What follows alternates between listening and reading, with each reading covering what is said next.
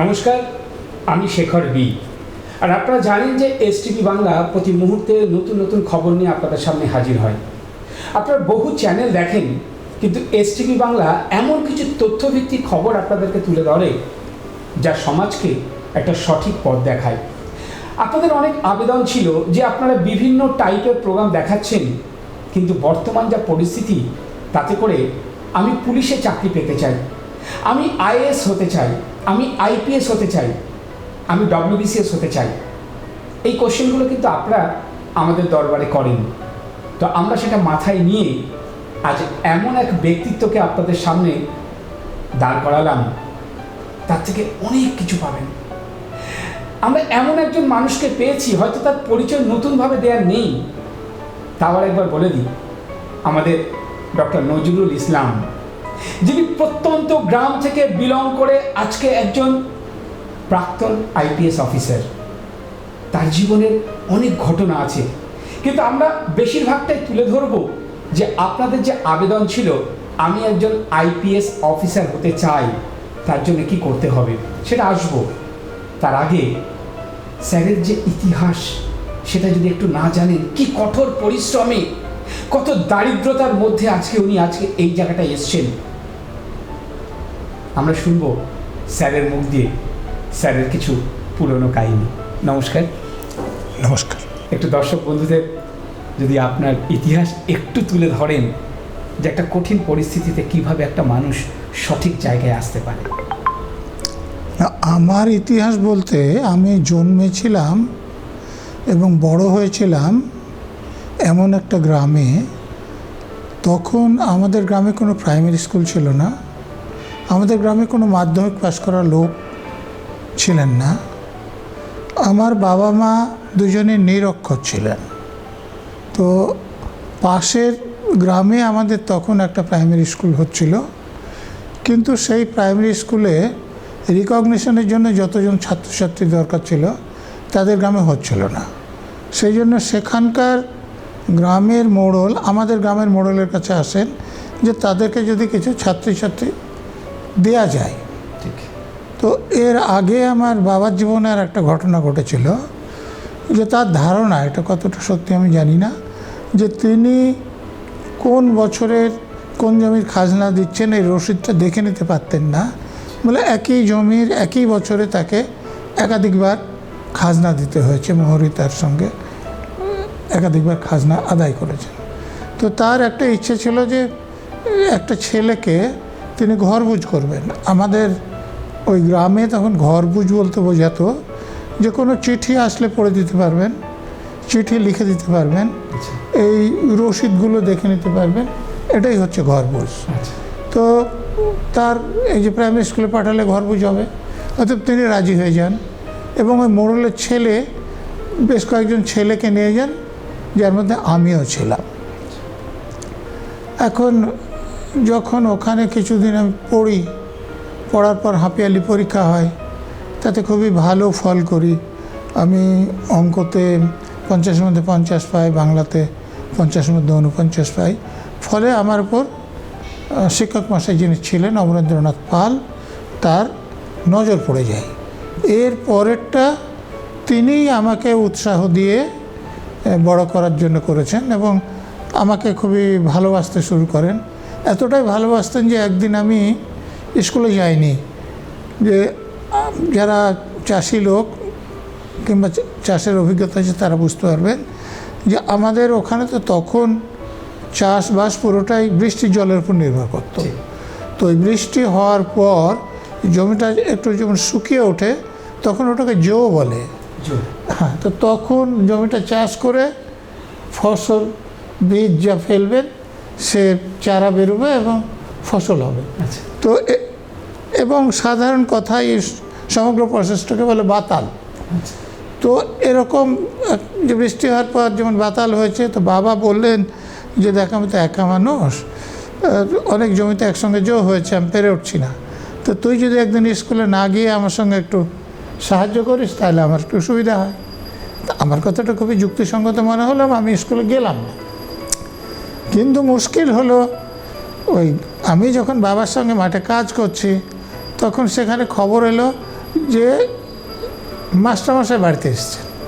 আচ্ছা। তো এখন মাস্টারমশাইদের যেরকম সম্মান আমাদের সময় সেরকম ছিল না, তার থেকে অনেক বেশি সম্মান করা হতো। মাস্টারমশাই একজন বিরাট ব্যাপার, মাস্টারমশাই বাড়িতে এসেছেন মানে সেটা অনেক বড় ব্যাপার। তো আমাকে তো যেতে হলো, আমার বাবাকেও ওই মাঠের কাজ বন্ধ করে বাড়িতে আসতে হতো। আচ্ছা। দিয়ে মাস্টারমশাই ওর কথা জিজ্ঞেস করলেন যে ওকে আজকে স্কুলে যেতে দেননি কেন। তো বাবা আমি যেরকম বললাম সেরকম করে বুঝিয়ে বললেন, তার সঙ্গে এটাও যোগ করলেন তো চাষার ছেলে, ওকে চাষবাস করেই খেতে হবে, তো একটু যদি কাজ না শেখে তাহলে তো খেতে পাবে না, মরে যাবে। তো মাস্টারমশাই বাবার কোনো কথার সঙ্গে তর্ক করলেন না বা খণ্ডন করলেন না। উনি শুধু বাবাকে বললেন যে আপনার যে কাজগুলো করতে হবে ওগুলো যদি সকাল সকাল করে দিয়ে স্কুলে যায় তাহলে আপনার কোনো আপত্তি আছে? বাবা বললেন যে না, তাহলে আমার কোনো আপত্তি নেই। তো মাস্টারমশাই সেই প্রতিশ্রুতি নিয়ে গেলেন যে আমাকে তিনি স্কুলে পাঠাবেন, বাড়িতে আটকে রাখবেন না। তো এরপরে বাবা আমাকে আটকে রাখেননি।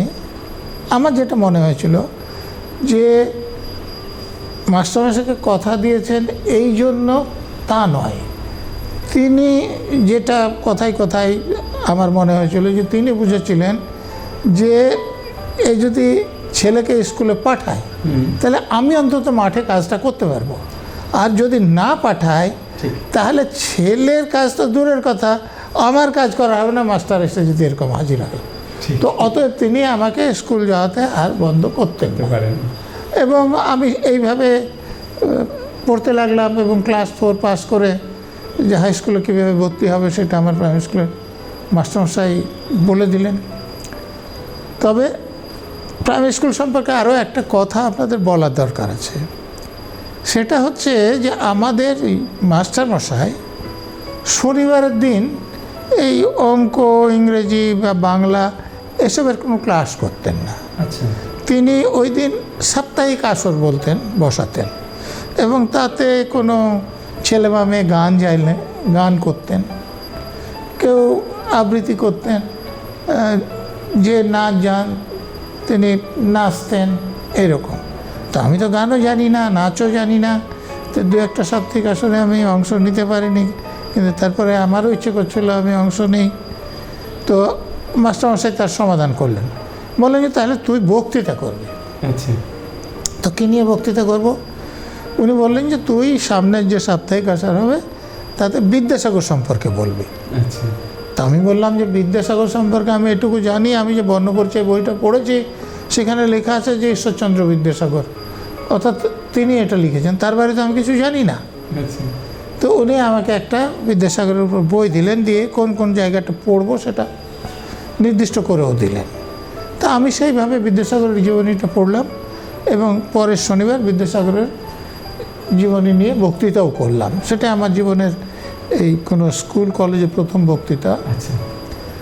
তো বিদ্যাসাগরের জীবন পড়াতে আমার যেটা মনে হয়েছিল, যেটা পরবর্তী জীবনে আমাকে খুব সাহায্য করেছে, সেটা হলো যে আমি দেখলাম যে বিদ্যাসাগর খুব ধনী ঘরের ছেলে ছিলেন না, কিন্তু পড়াশোনা করার পর চাকরি পাওয়ার পর উনি অনেকগুলো স্কুল কলেজ স্থাপন করেছিলেন।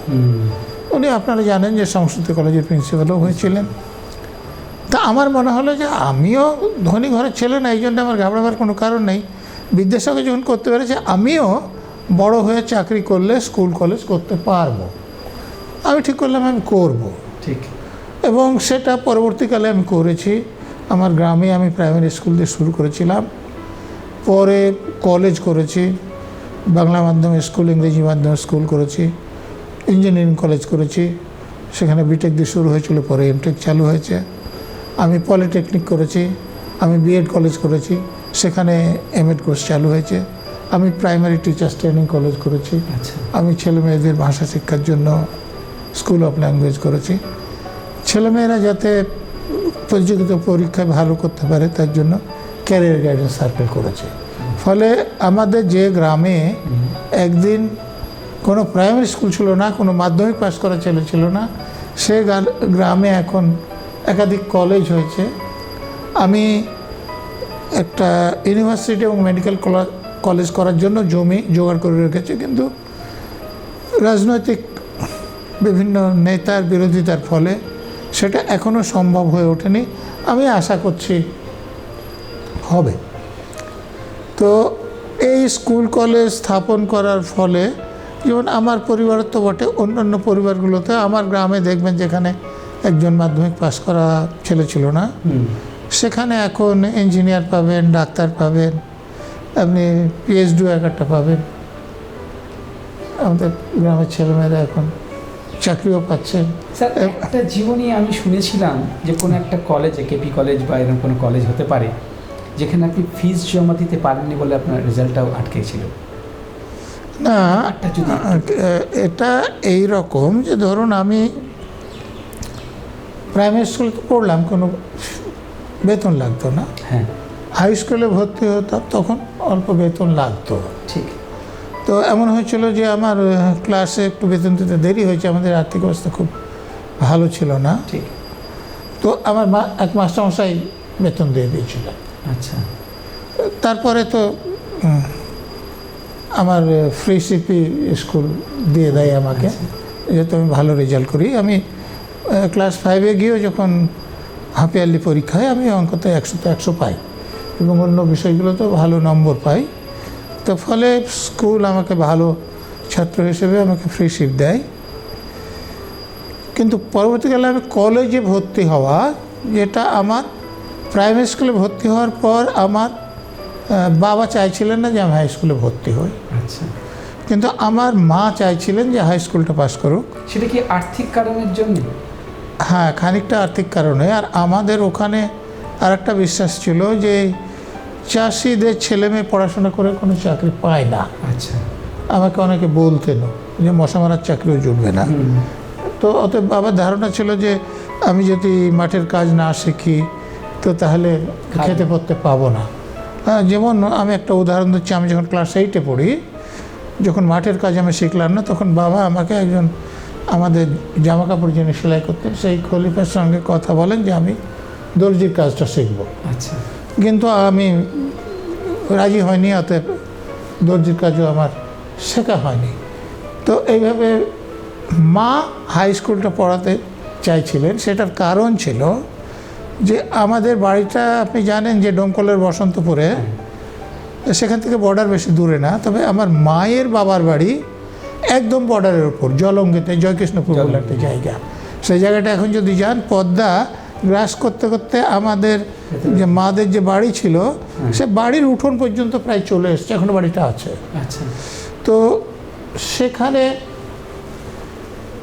যে আমার জন্মটা অ্যাকচুয়ালি সেখানেই হয়েছিল, মার বাবার বাড়িতে, কিন্তু আমি মানুষ হয়েছি এই বসন্তপুরে।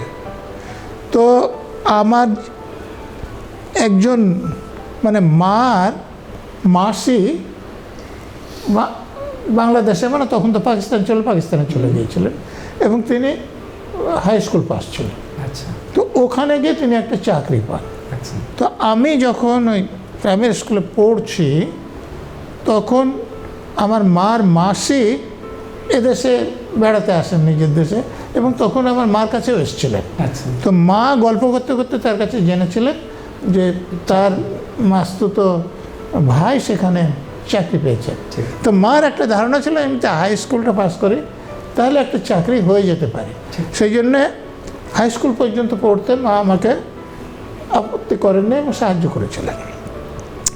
কিন্তু হাই স্কুল পাসের পর আমি সত্যি চাকরি পেয়েও যাচ্ছিলাম, কিন্তু আমি তখন চাকরি করতে চাইনি। এবং আপনারা বোঝেন যে আমি যদি তখন চাকরি করতে যেতাম তাহলে হয়তো আজকে আইপিএস হতাম না, কারণ যে পরীক্ষা দিয়ে আইপিএস হতে হয় তার জন্য অন্তত গ্র্যাজুয়েট হতে হয়। তো আমি কলেজে ভর্তি হওয়ার জন্য চেষ্টা করলাম, তো মা বাবা কেউ আগ্রহী না। তখন আমাদের দেশে মুনিশ খাটা বলে, আপনারা জানেন কি না জানি না।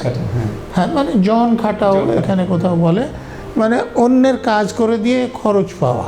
তা আমি সেইভাবে ওই পাড় ধোয়া যাকে বলে, পাড় বিনানোর কাজ করে, হ্যাঁ, টাকাটা জোগাড় করে আমি সেই টাকা দিয়ে কলেজে ভর্তি হই। কলেজে ভর্তি তো হলাম, কিন্তু বাবার আর্থিক অবস্থা একে ভালো না। তারপরে তার ইচ্ছে নেই পড়াশোনা, মারও ইচ্ছে নেই, মানে ফ্যামিলির কারও ইচ্ছে নেই যে আমি পড়াশোনা করি। সাজিয়ে আমি কলেজে বেতন দিতে পারতাম না। তো পরীক্ষা দিতে গেলে তো বেতন পরিষ্কার থাকলে তবেই ফর্ম ফিল আপ করা যায়। আপনি যেটা শুনেছেন সেই কথা। তো কলেজেও আমাকে তখন ফ্রি সিট দিয়ে দেওয়া হয়, এবং ওই পরীক্ষার জন্য যে কটা মাত্র টাকা সেইটুকু জমা দিতে পারলেই আমাকে পরীক্ষা দিতে দেওয়া হয়। শুধুমাত্র ভালো রেজাল্টের জন্য। হ্যাঁ স্যার, এবার একটা প্রশ্ন আমার বারবার মনের মধ্যে আসছে, যে আপনি এত সুন্দর একটা চিন্তা ভাবনা নিয়ে পড়াশুনো করলেন, কলেজ করলেন, এত প্রফেশন থাকতে এই কেন প্রশাসনিক চাকরিটাই আপনার কাছে বেশি গ্রহণযোগ্য? হ্যাঁ, ওটারও একটা ইতিহাস আছে। আমি যখন প্রাইমারি স্কুলে পড়ি তখন ওই রাস্তার উপরে একটা বড় গাছ কেউ বা কারা লাগিয়ে? কেটে ফেলে। আচ্ছা, সেটা সে কাঠ পাচারের জন্য কোনো, আমি তখন অতটা বুঝতেও পারি। ঠিক। কিন্তু সেই ঘটনা নিয়ে কিছু দরখাস্ত হয় এবং ডিস্ট্রিক্ট ম্যাজিস্ট্রেট একদিন ওখানে আসে। আচ্ছা তো দেখি যে সকলে ওনাকে খুব খাতির করছেন। আচ্ছা। তো আমি আমার প্রাইমারি স্কুলের মাস্টারমশাইকে বলি যে এইরকম পদে যেতে হলে কী করতে হয়। আমার এরকম একটা ব্যাপার ছোটোবেলা থেকে ছিল। তো প্রাইমারি স্কুলের মাস্টারমশাইয়ের জানা ছিল না। তিনি বললেন যে তোকে পড়াশোনা করতে হবে। তারপরে আমি হাই স্কুলে গিয়েও এই প্রশ্নটা মাস্টারমশাইদের করি। এখনকার মতো তখন ইন্টারনেট ছিল না। আমার হাই স্কুলের কোনো মাস্টারমশাইয়ের এটা জানা ছিল না। আচ্ছা। তো ওনারা আমার কথা শুনে ওই ডিস্ট্রিক্ট এমপ্লয়মেন্ট অফিসারকে একদিন নিমন্ত্রণ করে স্কুলে একটা আলোচনা করেন, যেখানে তিনি সব ছেলেমেয়েদের বক্তৃতা নিয়ে কীভাবে কোন চাকরি যাওয়া যায়। তো সেখানে আমি জিজ্ঞেস করেছিলাম। তো আসলে এখন বুঝি আমি যে এমপ্লয়মেন্ট অফিসার সাথে যারা কাজ করেন, আমাদের ডব্লিউবিসিএসের এই গ্রুপের এমপ্লয়মেন্ট সার্ভিস আছে, হ্যাঁ, সেখানকার লোক। অর্থাৎ তিনিও সেন্ট্রাল সিভিল সার্ভিসের কথা জানতেন না, তিনি ডব্লিউবিসিএসের যেটা সিলেবাস সেটাই চালিয়ে দিলেন। ঠিক। আমি ভুল জানতাম। এরপরে যেটা হলো, কলেজে পড়ার সময় স্বল্প সঞ্চয় বিভাগ মানে একটা সরকারি সংস্থা একটা ইন্টার কলেজ ডিবেটিং কম্পিটিশন করে। আচ্ছা। সেখানে ডিস্ট্রিক্ট ম্যাজিস্ট্রেট চেয়ারম্যান ছিলেন। ঘটনাক্রমে আমি সে ডিবেটে ফার্স্ট হই। আমি স্কুল থেকে ডিবেট করতাম এবং স্কুল থেকেই আন্তঃ স্কুল ডিবেটে প্রথমে তারপরে থার্ড হয়েছিলাম, তারপর যখন টেনেট হয়েছি তখন জেলাতে ফার্স্ট হয়েছিলাম। আমার ডিবেটের অভ্যাস ছিল। আর আমি তো বললাম প্রাইমারি স্কুল থেকে বক্তৃতা করা শিখেছিলাম, ফলে আমার আসতো বক্তৃতা। তো ডিবেটে এখানে ফার্স্ট হলাম, তো প্রাইজ নিলাম ডিস্ট্রিক্ট ম্যাজিস্ট্রেটের কাছে। তখন দু চারটে কথা হলো, উনি আমার সঙ্গে হ্যান্ডশেক করলেন, আলাপ হয়ে গেল। তো সেই সূত্র ধরে আমি একদিন ওনার অফিসে চলে গেলাম। ঠিক। তো উনি খুব খুশি হলেন যে এখানে এরকম একটা ছেলে আছে যে এরকম পরীক্ষা দিতে চায়। তো তখন এনভি জগন্নাথন বলে এক ভদ্রলোক আইএস সবে করে উনি ডিস্ট্রিক্ট ট্রেনিংয়ে ছিলেন। আচ্ছা। রতিন দে তখন ডিস্ট্রিক্ট ম্যাজিস্ট্রেট ছিলেন, আমার এখনও মনে আছে, ফিজিক্সের লোক উনি। তো তিনি আমার সঙ্গে একটু কথা বলে সেই এনভি জগন্নাথনের সঙ্গে আমাকে দিয়ে দিলেন যে তুমি বলে দাও যে কী করে পরীক্ষা দিতে হবে। সেই প্রথম আমি জানলাম যে সেন্ট্রাল সিভিল সার্ভিস পরীক্ষার সিলেবাসটা কী কী বিষয়ে পরীক্ষা দিতে হয়। ঠিক। তো এরপরে তবে আমি তো বললাম যে প্রাইমারি স্কুলে বিভিন্ন লোকের সম্পর্কে আমি বক্তৃতা করেছি। তো আমার বাড়িতে বাবা মা আমাকে গাইড করার জন্য ছিলেন না, ফলে আমার একটা অদ্ভুত ব্যাপার হয়েছিল যে আমি যে বললাম যে বিদ্যাসাগর যখন জীবনী বললাম, তখন মনে হতো যে আমি বিদ্যাসাগর হব। যখন আমি রবীন্দ্রনাথকে নিয়ে বক্তৃতা করছি তখন আমি রবীন্দ্রনাথ সাহিত্যিক হব। আমি যখন নেতাজিকে নিয়ে বক্তৃতা করছি তখন আমার মনে হতো আমি নেতাজির মতো দেশনায়ক হব। গান্ধীজির সম্পর্কে যখন বলছি আমি তাহলে গান্ধীর মতো হব। আমি যখন ডাল্টনকে নিয়ে বক্তৃতা করছি বলে ডাল্টনের মতো বৈজ্ঞানিক হব। তো এইরকম যখন আমি বৈজ্ঞানিকের জীবনে পড়তাম তখন বৈজ্ঞানিক হতে ইচ্ছে করতো। তো আমার সেই ইচ্ছাটা কলেজ জীবনও ছিল। তো তখন এত বেশি জানতাম না, এই জন্যেই হায়ার সেকেন্ডারির পর আমি ডাক্তারি পড়ার সুযোগও ছিল আমার। কিন্তু তখন ডাক্তার সম্পর্কে আমি জানতাম যে ডাক্তার মানে ওই নাড়ি পরীক্ষা করার ট্যাবলেট দেয়। ডাক্তারি পড়েও যে গবেষণা করা যায় সেটা আমি জানতাম, ফলে ডাক্তারি পড়াতে আমার কোনো আগ্রহী ছিল না, ভর্তি হয়নি। তা আমি কলেজে ভর্তি হলাম। সেখানে যেটা আমার অসুবিধা হলো, আমার আর্থিক অবস্থা তো খুবই খারাপ এবং আমার একটা সম্মানবোধ ছিল, লোকের কাছে আমি সাহায্য নিতে পারতাম না। ফলে কলেজে পড়া আমার পক্ষে খুবই মুশকিল হলো। আমি সকাল 6টায় উঠতাম, 7টার মধ্যে কলেজের জন্য বেরিয়ে যেতাম, দৌড়তে দৌড়তে ডোমকলে আসতাম, ডোমকল থেকে বাস ধরতাম। আর আমি তো 71 সালে কলেজে ভর্তি হয়েছি, তখন বাংলাদেশের মুক্তিযুদ্ধের জন্য প্রচুর লোক এসে রাস্তার উপর বসে আছেন। বাস খুব ধীরে ধীরে চলতো, 2.5 ঘন্টা 3 ঘন্টা লেগে যেত বহরমপুর পৌঁছতে। তো জায়গা পাওয়া যেত না, সে দাঁড়িয়ে থাকতে হতো।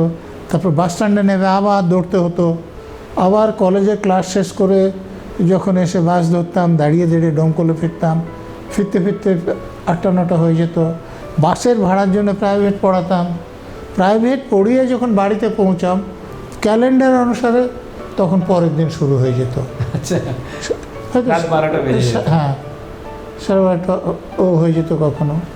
তো এইভাবে আমার কলেজ থেকে যেটা হয়েছিল, আমি শুধু ডিগ্রিটা পেয়েছিলাম। আমি কলেজের একটাও বই কিনতে পারিনি আর্থিক অবস্থা খারাপের জন্যে। অনেক সময় খাতাও কিনতে পারতাম না, এতটা আর্থিক দুরবস্থা ছিল। ফলে কলেজে আমি পড়াশোনা করতে পারিনি। তো আমি বিএসসি রেজাল্ট খুব খারাপ হয়। ভালো ছাত্র ছিলাম, তো এটাতে আমার খুব কষ্ট হয়। আমি ঠিক করি যে বিএসসি রেজাল্টটা আমি ফর্গ করে আমি ডাক্তারি বা ইঞ্জিনিয়ারিং পড়ব। এই জন্যে জয়েন্ট এন্ট্রান্সের জন্য ফর্মও ফিল আপ করলাম। আর যেখানে উত্তর ভারতে কয়েকটা জায়গায় যেখানে ডাক্তারি পড়ানো হয় বা ইঞ্জিনিয়ারিং পড়ানো হয়, খোঁজ করতেও গেলাম। কিন্তু ফিরে এসে তখন আমি একটা প্রাইভেট টিউশনের কাজ নিয়ে হুগলি জেলার খানাকুলে আছি। এই হাওড়ায় টিকিট কাটা ছিল, ওই বহরমপুরে এসে মনটা খারাপ করে উঠলো। আমি ট্রেন থেকে নেমে গেলাম খাড়ঘাট স্টেশনে। আচ্ছা, নেমে গিয়ে ওই ভাগীরথী ক্রস করে হাঁটতে হাঁটতে আমার এক শিক্ষকের কাছে গেলাম, যিনি আমাকে খুব ভালোবাসতেন। তো তিনি তো আমাকে খুব বকাবকি করলেন প্রথমে, তারপরে আমার পরিকল্পনা শুনে তিনি আরও বকলেন। বললেন যে দেখো, তোমাকে আমি যে চিনি, এই চেনার কতগুলো কারণ ছিল। সেগুলো বলছি, একটা যে আমি তো স্কুলে ভালো পড়াশোনা করে এসেছিলাম, সে ক্লাসে আমি উত্তর দিতাম, আর আমি ইংরেজিটা শিখেছিলাম।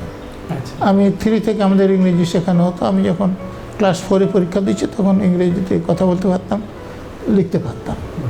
তো কলেজে আমার এটাতে অসুবিধা হয়নি। তো আমি যে টিচারের কথা বলছি, তিনি সবে পিএইচডি করে, তিনি ইংলিশ মিডিয়ামের ছাত্র, ইংরেজিতেই কথা বলতেন ক্লাসে। তো সেখানে উত্তর আমি শুধু দিতাম ইংরেজিতে, এর ফলে আমাকে খুব ভালোবাসতেন। আর একজন টিচার এমএসসি পাস করার পর প্রথম ওখানে এসেছেন, খুব ভালো পড়াতেন, উনিও আমাকে ভালোবাসতেন। তো এমন হলো যে বাসের ভাড়া না থাকলে আমি কলেজে আসতে পারতাম না। তো একদিন সেই মাস্টারমশাই আমাকে ডেকে বললেন যে তুমি কালকে কলেজে আসোনি কেন? তাই আমি বললাম, স্যার আমার কাছে পয়সা ছিল না। বললেন যে পয়সার সঙ্গে কলেজে আসার সম্পর্কটা কী?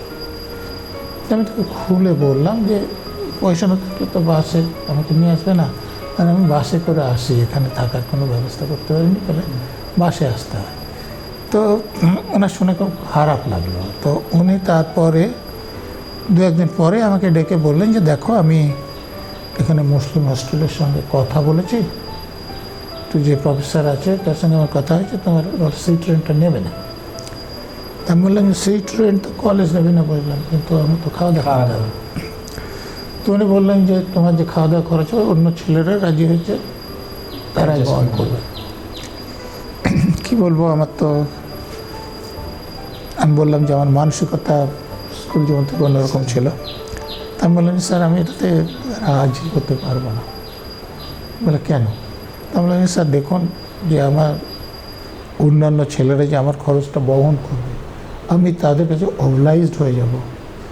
আমার কোনো সময়ে দরকার হলে আমি সত্যি কথা বলতে আমার অসুবিধা হবে।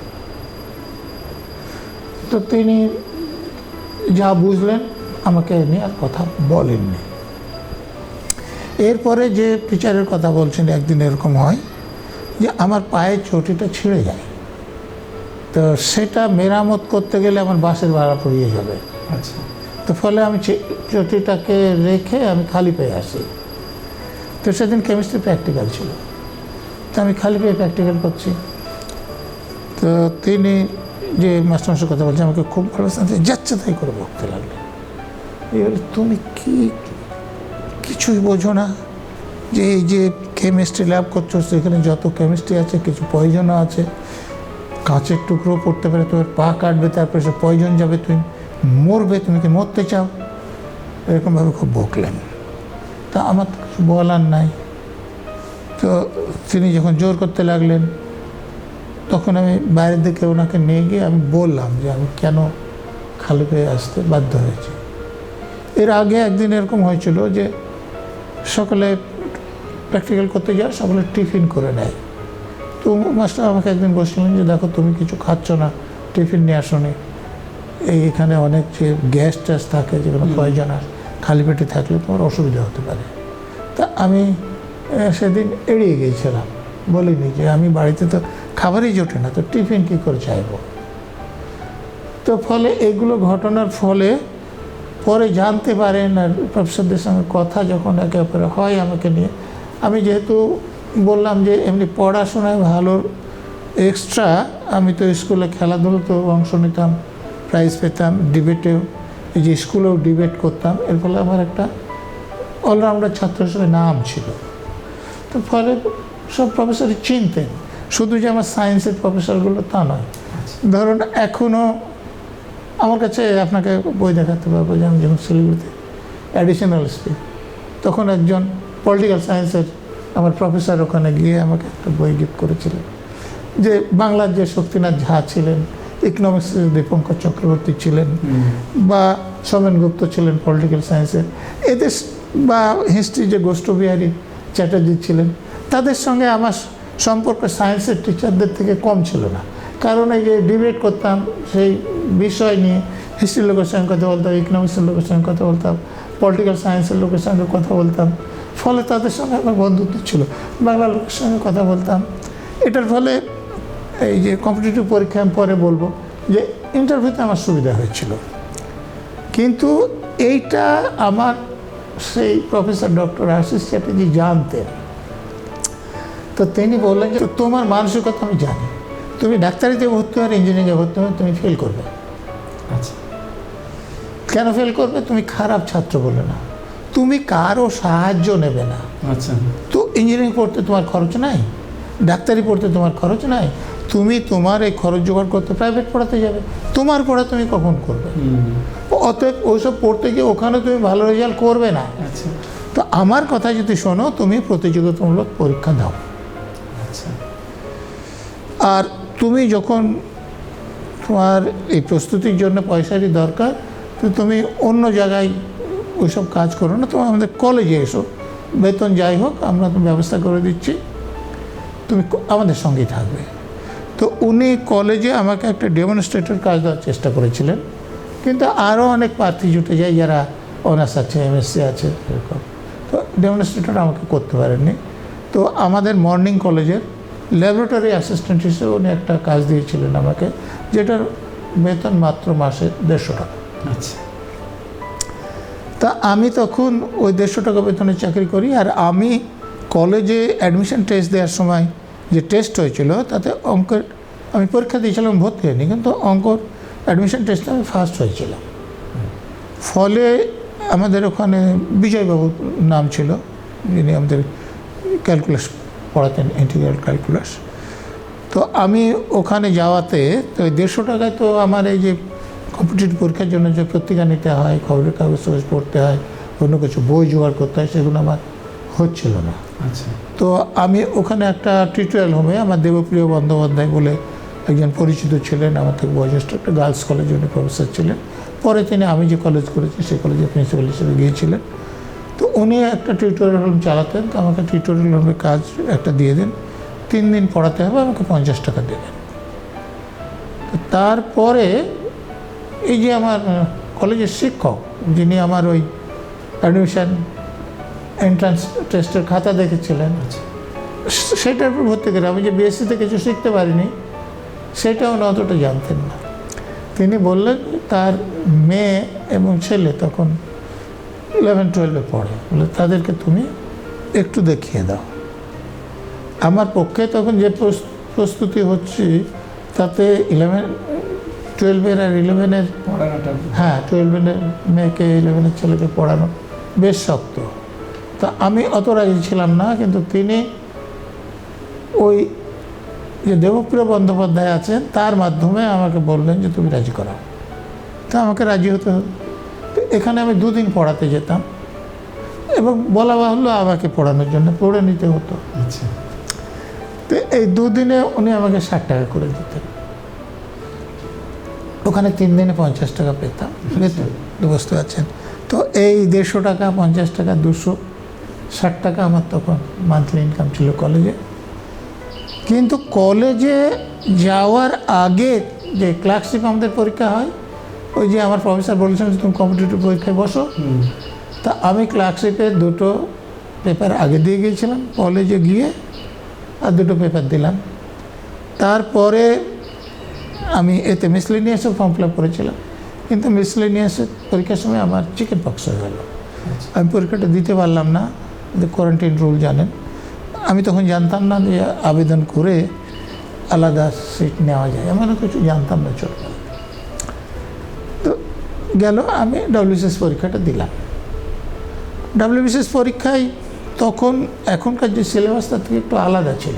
আচ্ছা, আমার পক্ষে সুবিধাজনক ছিল, এখনকার ছেলেমেয়েদের পক্ষে অসুবিধাজনক হতে পারে। যেমন বলছি যে আমি ইংলিশ তখনও 2টো পেপার ছিল, তো সেকেন্ড পেপার যেটা ছিল সেটাতে যেমন একটা কবিতা তুলে দিয়ে তার উপর কোশ্চেন করতে, এরকম যেটা শক্ত ছিল।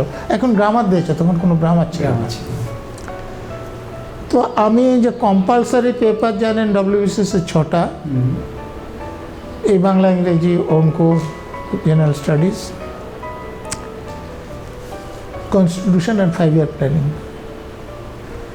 তা আমি কম্পালসারি পেপারগুলো যখন দিলাম আমার খুব ভালো হয়েছিল, কিন্তু আমি কেমিস্ট্রি নিয়ে পড়েছিলাম। কেমিস্ট্রির 3টে পেপার WBCS নিয়েছিলাম। কেমিস্ট্রি পেপারগুলো যখন দিতে শুরু করলাম আমার ভালো লাগলো না, যে আমার পরীক্ষা ভালো হচ্ছে না। আচ্ছা, তো আমার মনে হয়েছিল যে আমার হবে না, কিন্তু রেজাল্ট বেরোলো যখন, একটু পরে হলো। আমি কলেজে থেকে এগুলো পরীক্ষাগুলো দিচ্ছিলাম। তো কলেজে থাকতে থাকতেই ওখানে আমার ওই ক্লার্কশিপের রেজাল্ট সব থেকে আগে বেরিয়ে গেল। আচ্ছা, তো আমি এসে রাইটার্স বিল্ডিংসে লোয়ার ডিভিশনে স্টুডেন্টসে জয়েন করলাম। আচ্ছা, ওখানে জয়েন করার পরে WBCS-এর রেজাল্ট বেরোলো, আমি এ গ্রুপেই কল পেলাম। আচ্ছা, আমি যেটা আশা করিনি, কারণ আমি বলছি একটা গল্পের মতো, আমি খানাকুলে যেখানে কাজ করতাম, যাদের বাড়িতে থেকে টিউশন পড়াতাম, তাদের বাড়ির এক জামাই কেমিস্ট্রির টিচার ছিলেন স্কুলে। তো তার আর আমার এক জায়গাতে সিট পড়েছিল, যেহেতু ফর্ম ফিল আপ আমরা প্রায় কাছাকাছি জায়গা থেকে করেছিলাম। তো আমার পরীক্ষার পর ওনার সঙ্গে আমার কথা হচ্ছিল, তো উনি খুব শিওর ছিলেন যে আমি এ গ্রুপই পাবো। তা আমাকে জিজ্ঞেস করলেন, তখন আমি বললাম যে দেখুন আমি ABCD কোনো গ্রুপেই পাবো না, আমার পরীক্ষা তো খারাপ হয়েছে। কিন্তু দুঃখের বিষয়, যখন রেজাল্ট আউট হলো, যিনি এত কনফিডেন্ট ছিলেন এই গ্রুপেই পাবো, তিনি ABCD কোনো গ্রুপেই পেলেন না। আচ্ছা, আর আমি এ গ্রুপেই কল পেলাম, ইন্টারভিউতে দিয়ে আমি এ গ্রুপের চাকরিও পেলাম। বাহ, তা আমি জয়েন করলাম কোঅপারেটিভ সার্ভিসে, নিউ সেক্রেটারি বিল্ডিংয়ে আমার প্রথম পোস্টিং হলো, যে assistant registrar of cooperative societies হিসাবে। তো সেখান থেকে আমি এই সেন্ট্রাল সিভিল সার্ভিস পরীক্ষাটা দিলাম। আচ্ছা, UPSC যেটা কন্ডাক্ট করে, WBCS আপনারা জানেন যে PSC কন্ডাক্ট করে। তো সেখানে আমার র্যাঙ্ক হলো 148। তো আমার ফার্স্ট প্রেফারেন্স ছিল IAS, সেকেন্ড প্রেফারেন্স ছিল IFS, থার্ড প্রেফারেন্স ছিল IPS। কিন্তু এই যে রিজার্ভেশন আপনারা চাকরিতে জানেন যে আমি 148 র্যাঙ্ক করে ফার্স্ট বা সেকেন্ড প্রেফারেন্স পেলাম না। যদি রিজার্ভেশন না থাকলো তাহলে আমি পেতাম, কারণ সেবার IAS-এ ভ্যাকেন্সি ছিল 130, IFS-এ ছিল 20, অর্থাৎ 150। আমি 150-এর ভিতরে ছিলাম। কিন্তু ধরুন কেউ 350 কি 500 র্যাঙ্ক করেছে, শিডিউল কাস্ট কি শিডিউল ট্রাইবস, সে এসে আমার আগে চান্স পেয়ে তাদের প্রেফারেন্সের চাকরি পেয়ে গেল। ফলে আমি থার্ড প্রেফারেন্স আইপিএস পেলাম। তো আইপিএসে আমি জয়েন করব কি না এই ব্যাপারে, কারণ আইপিএস ছাড়াও এই গ্রুপে অনেকগুলো সার্ভিস আছে আপনারা জানেন, এই যে রেভিনিউ সার্ভিস আছে, রেলওয়ে সার্ভিস আছে, পোস্টাল সার্ভিস আছে। তো আমার বন্ধুবান্ধব আমাকে বলছিলেন যে আইপিএসে জয়েন করিস না, তাদের যুক্তি ছিল যে আইপিএসে জয়েন করলে তার মুখে ভাষা খারাপ হয়ে যাবে আর তুই অসৎ হয়ে যাবে, অর্থাৎ তোর দরকার নেই। দরকার নেই। তো আমি ওই আমার শিক্ষকদের সঙ্গে কথা বলছিলাম, তো আমার যে ওই ডক্টর চ্যাটার্জির কথা বলছে, উনি খুব আদর্শবাদী লোক, কিছুদিন হলো উনি পরলোক গমন করেছেন। তো উনি বললেন যে তুমি কি কলোনিয়াল গভর্নমেন্টের কোনো পুলিশে যাচ্ছ? তুমি তো একটা স্বাধীন গণতান্ত্রিক দেশের পুলিশ হয়ে যাচ্ছ। তুমি যাবে, নিজে সৎ থাকবে, অন্যদের সৎ করবে। তো ওনার কথা শুনে আমি উৎসাহিত হয়ে আমি আইপিএসে জয়েন করলাম, চাকরি করেছি 30 বছরের উপর। তো রিটায়ারমেন্টের পরও ওনার সঙ্গে আমি দেখা করেছি। তো ওনাকে আমি বললাম যে স্যার, আপনার প্রথম কথাটা আমি রাখতে পেরেছি, এতদিন চাকরি করেছি, আপনার ছাত্রকে কোনো লোকের, সে চরম শত্রু হলে বলবো না যে আমি সৎ থেকে অসৎ হয়েছি, কিন্তু স্যার এই দ্বিতীয়টা আমি করতে পারিনি, পুলিশকে আমি সৎ করতে পারিনি। তো যাই হোক, আমরা স্যারের থেকে একটার পর একটা কিন্তু আমরা তথ্য পাচ্ছি, কিন্তু একটাই প্রশ্ন, জীবনের চেষ্টা আর নিষ্ঠা, এই দুটো যদি আপনার ঠিক থাকে তাহলে কিন্তু একটা জায়গায় আসা যায়। আমার মনে হলো স্যারের একটা কথাই, যে যদি উনি সেই দিন ডিবেটে না আসতেন আর ওনার মাস্টারমশাই যদি বিদ্যাসাগরের সম্পর্কে বলতে না দিতেন, মনে হয় না যে উনি একটা স্বচ্ছ সমাজের ব্যাপারে এগোতে পারতেন। শুধু তাই নয়, তার সাথে উনি আরেকটা কথা বললেন, যে কথাটা হচ্ছে যে যত বাধা, যত পরিশ্রম থাকুক না কেন, নিজের ইচ্ছা থাকলে সেটা সম্ভব। আমার একটাই প্রশ্ন স্যারের কাছে, এই সততা এবং দুর্নীতির বিরুদ্ধে লড়াই, এটা আপনার মাথার মধ্যে কার মাধ্যম থেকে মনে হলো যে এটা সম্ভব? নিবেদন করছে এসটিভি বাংলা, সঠিক কথা সহজে বলা।